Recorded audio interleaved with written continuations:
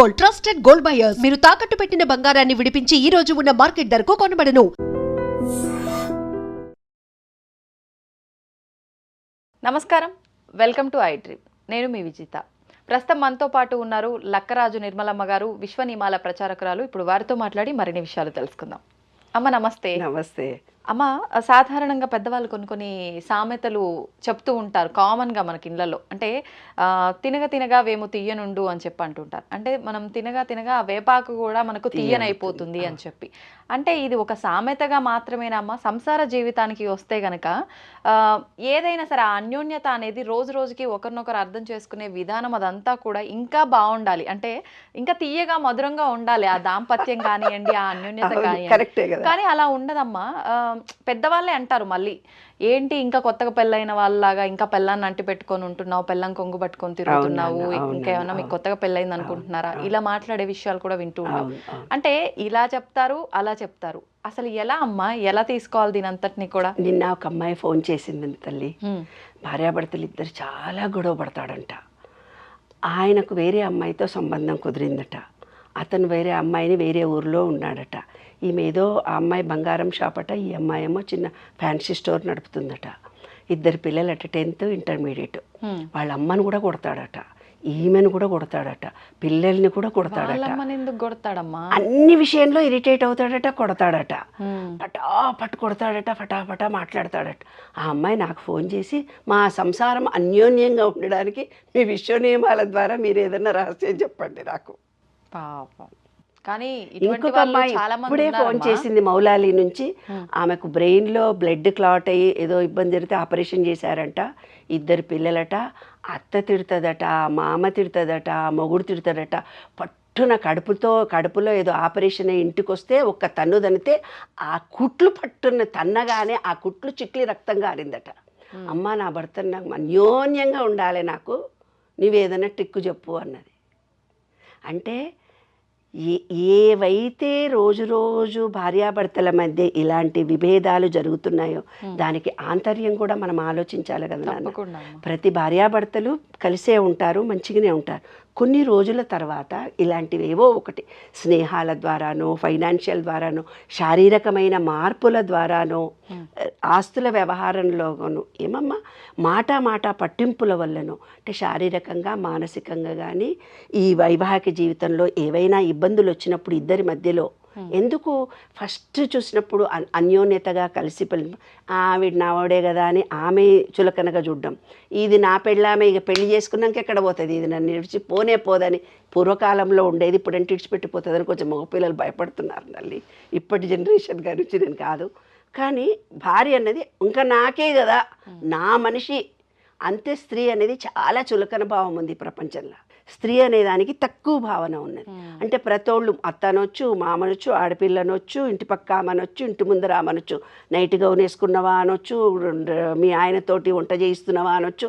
అంటే స్త్రీని చులకనగా దబ్బున అనొచ్చు అనమాట. అంటే ఆడది అంటే పడేది అనమాట.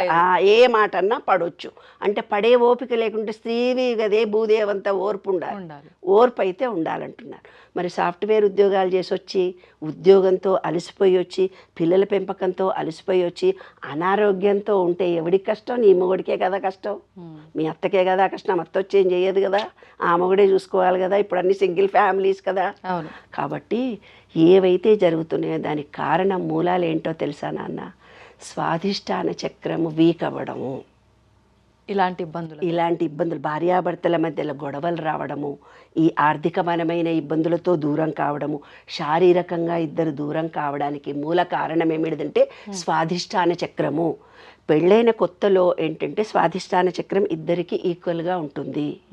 అప్పుడు కూడా ఏమైనా ఇబ్బందులు పెళ్ళి కాగానే స్టార్ట్ అయినాయి అంటే స్వాధిష్టాన చక్రంలో వాటర్ 72% మన బాడీలో ఉండాలి. ఆ వాటర్ ఉండటం లేదు. ఇప్పుడు వాటర్ డీహైడ్రేట్ అయిపోతుంది. ఎప్పుడైతే పురుషుడికి కానీ ఈ స్త్రీలు ఏం చేయంటే ఎమోషనల్గా చిన్న విషయాన్ని కూడా ఫీల్ అవుతాం. మనం ఎక్కువ ఫీల్ అవ్వడం మూలంగా డీహైడ్రేషన్ మనకు ఎక్కువ అవుతాం. వాటర్ క్వాంటిటీ తొందరగా మనకు, ఎందుకంటే వాతతత్వం అనేది పెరిగిపోతుంది కదా. అంటే వాడమ వేడి అంటారు దీన్ని. ఆ తత్వం ఎప్పుడైతే నీకు పెరిగిపోతుందో వాటర్ క్వాంటిటీ తగ్గిపోయినప్పుడే నీలో డిప్రెషన్ పెరుగుతుంది. వాటర్ సఫిషియెంట్గా తీసుకుంటే ఈ విశ్వ నియమాలను అనుసరించి ఇద్దరిలో బ్యాలెన్స్డ్ మైండ్ ఉంటుంది. ఈ స్వాధిష్టాన చక్రం అనేది శుక్రకణాలు, అంటే పిల్లల్ని కనేది రిలేషన్షిప్స్. నీకు ఇంటి అత్తతో కానీ ఇంటి పక్క వాళ్ళతో కానీ బాస్తో కానీ గొడవలు జరుగుతున్నాయి ఒక స్త్రీకి అంటే ఆమెలో స్వాధిష్టాన చక్రం పనిచేయలేదని అర్థం. పురుషుడికి ఉద్యోగంలో ఇబ్బందులు కలుగుతున్నాయి, ఎవరితో అన్యోన్యత లేదు, సరిగ్గా మాట్లాడలేకపోతున్నాను, కమ్యూనికేషన్ చేయలేకపోతున్నాను, ఒక ఉద్యోగంలో స్థిరత్వంగా ఉండటలేకపోతున్నాను, సెక్స్ పరంగా నా భార్యను సుఖపెట్టలేకపోతున్నాను అంటే ఈ స్వాధిష్టాన చక్రం క్లోజ్ అయినట్టు అర్థం అన్నమాట. అందుకనే పూర్వీకులు అన్ని చక్రాలను యాక్టివేట్ చేసుకోవడానికి ఎన్నో చెప్పినారు. బొమ్మనే బీజాక్షరాన్ని జపించినట్టయితే కనుక, బొమ్మనే బీజాక్షరాన్ని జపించి సఫిషియంట్ వాటర్ తాగినట్టయితే, నీళ్లల్లో బాడీని చాలాసేపు ఉంచుకున్నట్టయితే కనుక మనలో ఏమవుతుందంటే అది అధికమవుతుంది. ఒక్కొక్కసారి స్త్రీకి వాతతత్వం పెరిగి కోరికలు పెరిగినప్పుడు పురుషుడు డౌన్గా ఉంటాడు, పురుషుడికి ఎక్కువ కోరికలు పెరిగినప్పుడు ఈమె డౌన్లో ఉంటుంది. అప్పుడే గొడవలు జరుగుతాయి నాన్న. అంటే ఒకరి పట్ల ఒకళ్ళు అన్యోన్యత నశించిపోతుంది. అంటే ప్రతి మనిషిలో స్త్రీతత్వము పురుషతత్వము రెండూ ఉంటాయి. స్త్రీలో పురుషతత్వం ఎక్కువైనప్పుడు పురుషునితో అన్యోన్యత ఉండలేదు. ఈ పురుషుడికి స్త్రీతత్వము తక్కువైపోయి పురుషతత్వం ఎక్కువైనప్పుడు ఆమె మీద డామినేషన్ ఎక్కువ చేస్తాడు. ఈ స్త్రీ జెండర్ అనేది తను ఈక్వల్ చేసుకోవాలి, పురుషతత్వాన్ని స్త్రీతత్వాన్ని తను ఈక్వల్ చేసుకోవాలి. అందుకనే యోగా మెడిటేషన్ చేయండి రా బాబు. భూమితో నీళ్లతో గాలితో ఆకాశంతో అందరితో అనుబంధం పెంచుకుంటే మనలో రిలేషన్షిప్స్ పెరిగి ఇలాంటి గొడవలు రావు. అంటే ఇంగిత జ్ఞానం మనలో వస్తుంది. అమ్మ కొన్నిసార్లు ఒక సైడ్ నుంచి బాగానే ఉంటారు, అంటే ఫర్ ఎగ్జాంపుల్ మగవారు బాగానే ఉన్నారనుకోండి అన్ని విషయాల్లో, ఆడవారు మాత్రం అంటే ఇంత ముందులాగా లేరు అని చెప్పి, నువ్వు ఇంత ముందులా లేవు, ఇంత ముందు చాలా బాగుండేటోడివి, అలా ఉండేటోడివి, ఇలా ఉండే, అంటే ఇప్పుడు నేను నీకు బోర్ కొట్టేశానా, లేకపోతే ఇంకేదైనా రిలేషన్ ఉందా, ఇలా ఈ రకంగా ఆలోచించే ఆడవాళ్ళు ఉంటారు. ఇది ఎట్లాంటి ఆడవాళ్ళు ఆలోచిస్తారు, మగవాళ్ళు కూడా ఆలోచిస్తారు నాన్న. ఎందుకు ఇది వెనకట్లాగా భార్య అయితే ఏమవుతుందంటే సైకలాజికల్గా స్త్రీకి ఏమవుతుందంటే ఈమె అలసిపోయి ఉంటుంది, అతను చెయ్యి వేయగానే ఈమె మానసికంగా టయర్డ్గా ఉంటుంది, అంటే ఒక రకమైన ఇచ్ఛ లేకుండా ఉంటుంది. అంటే స్త్రీత్వం తగ్గిపోయింది ఆమెలో.